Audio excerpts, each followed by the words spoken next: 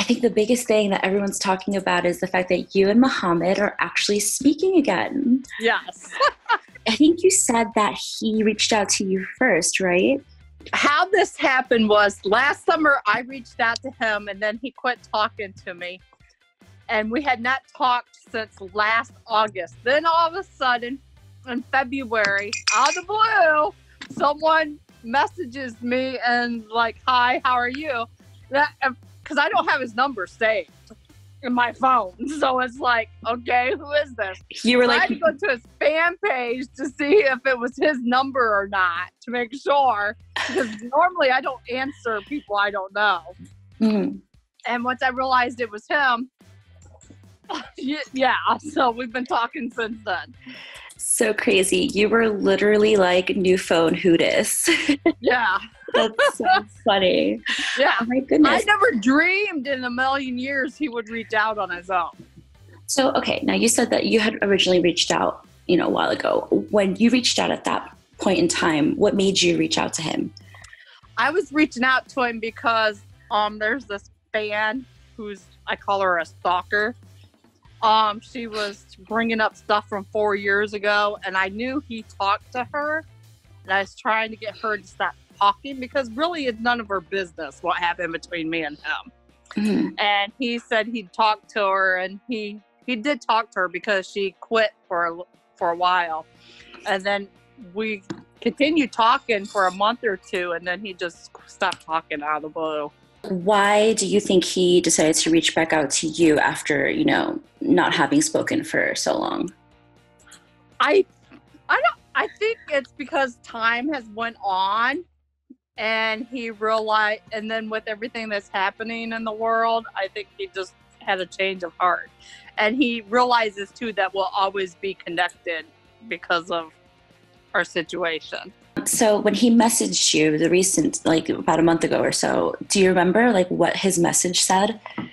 It just asked me asked me how I was doing, and I told him how I was doing and stuff. And then we were just exchanging. I was asking him how he was doing, and he told me he was a truck driver and stuff like that. Just friendly back and forth. So like how often do you guys talk now? Maybe like twice a week we do. Okay. It just all depends because he's like very busy because, he lives in the truck. He does. Yeah. And he's training still, so he's driving with another driver, but he drives 8 hours and then the other driver drives 8 hours. So does he, do you guys like text mostly or do you FaceTime? Like how do you guys usually communicate? We text Okay. Mostly. What kind of stuff do you talk about now, like now that you guys are all caught up? We talk about his dog. We talk about my kids. We talk about my school. We talk about how that a lot of people interfered in our relationship and stuff like. And then we talked about how he feels that the show betrayed him wrong and just stuff like that. Just different things. What's his status now? Like, do you know if he's like single? Do you know if he's dating anyone? He's single. Interesting. Does he say if he's like interested in like dating again, or is he? He says right now he's too busy, and plus he has trust issues with people now out there on the internet and things like that. So he just stays to himself. Like, have you made any plans to meet up or, hang out once the quarantine is all over? No, not really, because like I said, he's like all over. I suggested one time he should stop when he's in Ohio and we could meet up, but it just all depends where he's at. Is it ever like a chance that you would consider getting back together with him, or are you done and moved on for good? I'm done and moved on for good.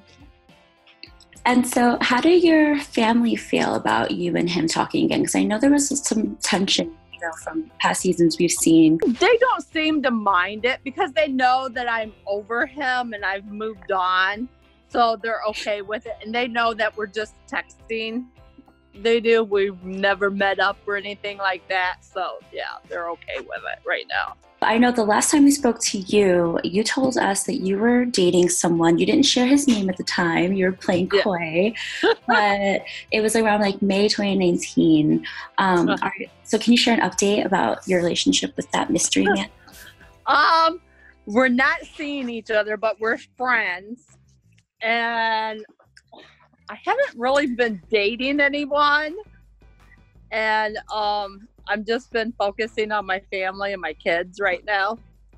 Before the quarantine, also too, I know we've talked to you before about, your weight loss journey. And so how has the quarantine affected your progress or your routine or your diet? Oh, it's been difficult.